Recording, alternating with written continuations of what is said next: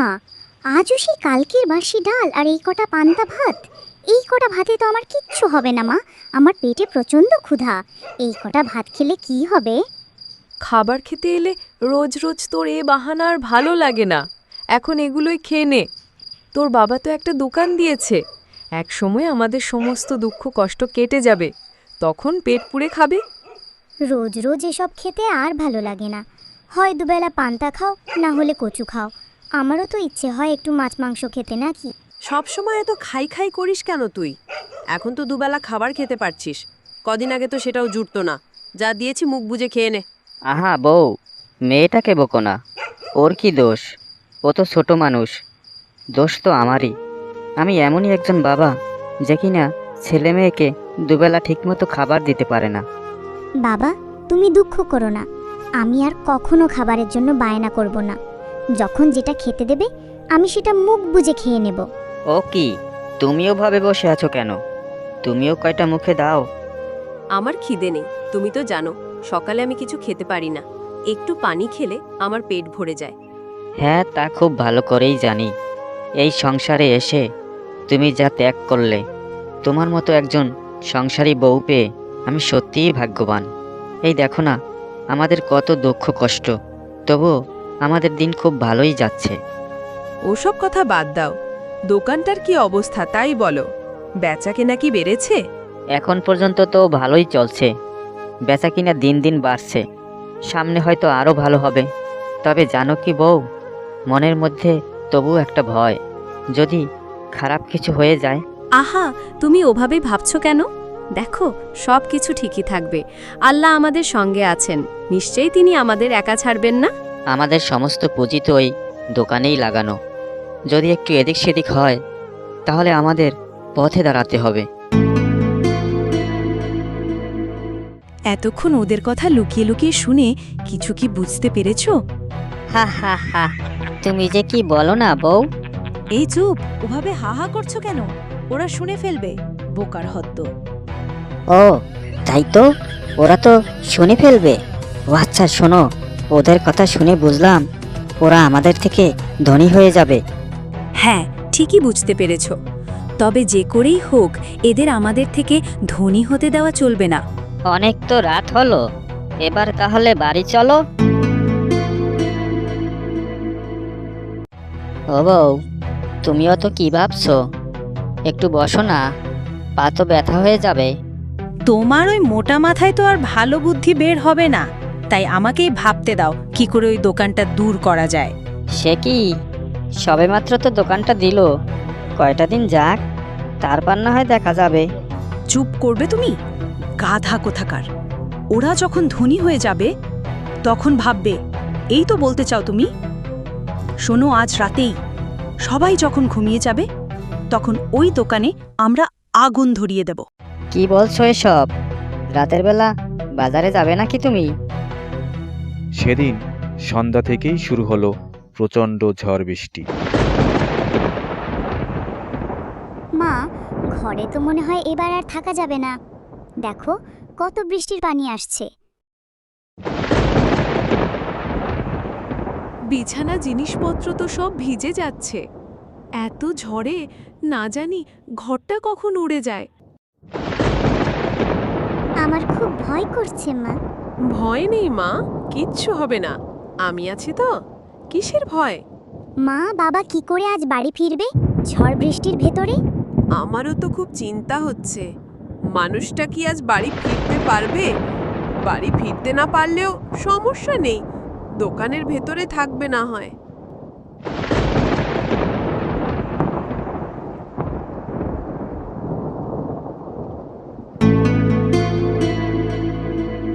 যে ঝড় বৃষ্টি শুরু হয়েছে তাতে আজকে তো আর বাড়ি ফেরা যাবে না।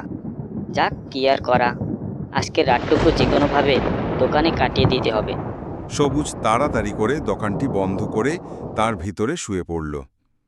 অনেকটা সময় পরে যখন কেবল ঘুমটা এসেছে, এমনি সময় হঠাৎ প্রচণ্ড তাপ অনুভব করল।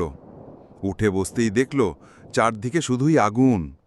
বাইরে বৃষ্টি হচ্ছে, সবুজ দোকানের ভিতরে। সে বাইরে বের হতে পারল না। বৃষ্টি না থাকলেও খুব জোরে ঝড় আর বাতাস হওয়ায় আগুন দ্রুত সারা দোকানে ছড়িয়ে পড়ল। এদিকে সবুজের চিৎকারও কারো কানে পৌঁছালো না। আস্তে আস্তে পুরো দোকান পুড়তে লাগলো। হঠাৎ আবার জোরে বৃষ্টি হওয়ায় আগুন নিভে যায়। শরীরের একপাশ পুড়ে যাওয়ার পর সে কোনো রকম দোকান থেকে টেনে হিঁচড়ে বাইরে বেরিয়ে আসে। সবুজ কিছুটা সুস্থ হলেও তার শরীরের একপাশ পুড়ে গিয়ে প্যারালাইজড হয়ে গিয়েছিল। রিনা ইটের ভাটায় কাজ করে বেশ কষ্ট করে সংসার চালায়। পাশাপাশি তার বাড়ির সাথে এক টুকরো জমিতে কিছু গমও লাগিয়েছিল সে। ওঠো, এই ওষুধটা খেয়ে নাও। তোমাকে কতবার বলেছি আমার জন্য ঔষধ আর এনো না। এত কষ্ট করে রোদে পুড়ে ভাটায় কাজ করেছো, টাকাগুলো রেখে দাও, অসময়ে কাজে লাগবে। চাচা তোমরা? কেন, আমরা কি তোদের বাড়িতে আসতে পারি না নাকি? না হয় জমি জমা নিয়ে একটু ঝগড়া লেগেছিল, তাই বলে কি তোরা আমাদের পর? তোরা তো আমাদের আপনজন। না, তোমরা তো আমাদের বাড়িতে আসো না। বাবা এতদিন বিছানায় পড়ে থাকলো, একদিনও আসোনি, তাই জিজ্ঞাসা করলাম। হ্যাঁ আসেনি, এতদিন রাগ ছিল, এখন রাগ কেটে গেছে। আর শোনো, দেখলাম জমিতে তো ভালোই গম হয়েছে। এবছর গম উঠিয়ে আগামীতে আর জমি চাষ দেবে না। কেন? জমিটা হিসাব মতো আমার। আমি নেহাত ভালো মানুষ বলেই এবছর চাষ করেছো, তাই ছেড়ে দিলাম। পরিত্যক্ত জমি ছিল ওটা। এত কষ্ট করে আমি আর মা জমিটা ঠিক করলাম, আর এখন বলছো জমিটা তোমরা নিয়ে নেবে? এত ছোট একটা মেয়ে কেমন মুখে মুখে তর্ক করে দেখো তো। তোদের বলার কথা বলে গেলাম, বাটিটা সময় হলে আমরা বুঝে নেব। বাড়ি চলো। এইবার শুনলে তো তোমার ভাই কি বলে গেল? কিভাবে চালাবো আমরা এই অভাবের সংসার? না খেয়ে তিনজন এই ঘরের মধ্যে মরব, তবু ও যা বলে তাই শুনতে হবে।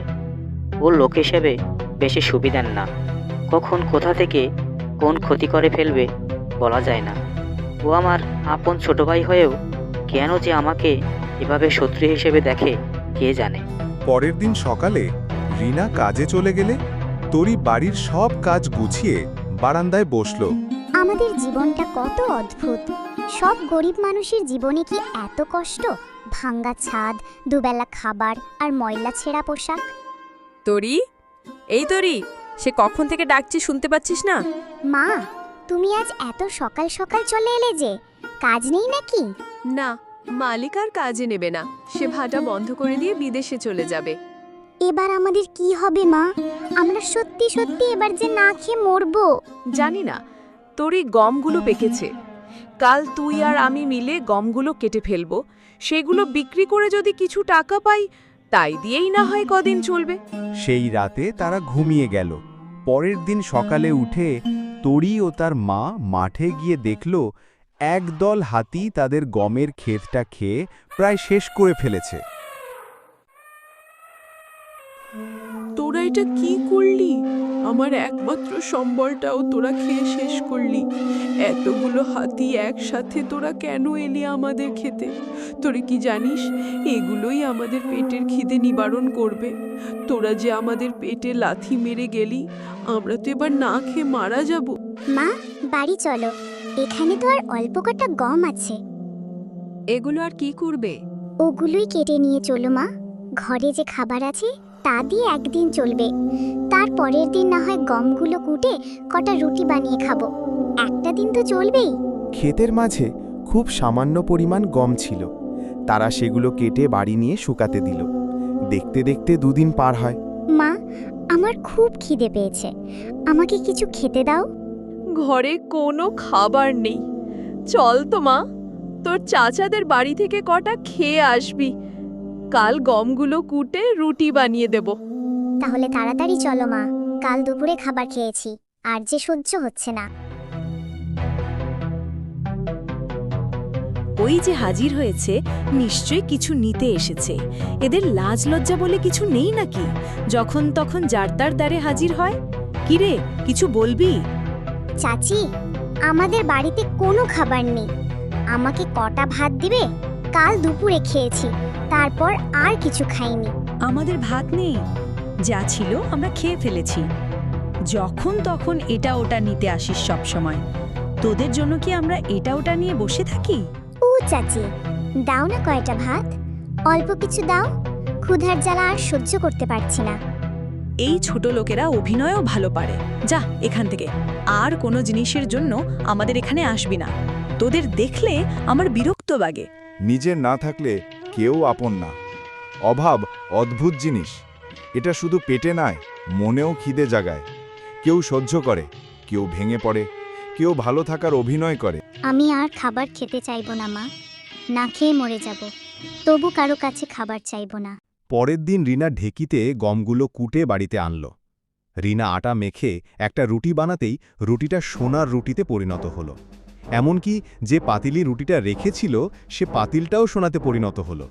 এটা কিভাবে সম্ভব? এত জাদু! তাহলে রুটিটা যে পাতিলে রাখবো সব কি সোনা হবে? রিনা রুটিটা যে পাতিলে রাখছিল সবগুলো পাতিল সোনায় পরিণত হচ্ছিল। তরির বাবা, তরি, এই দেখো। হঠাৎ রিনা হোঁচট খায়। রুটিটা গিয়ে সবুজের গায়ে পড়ে।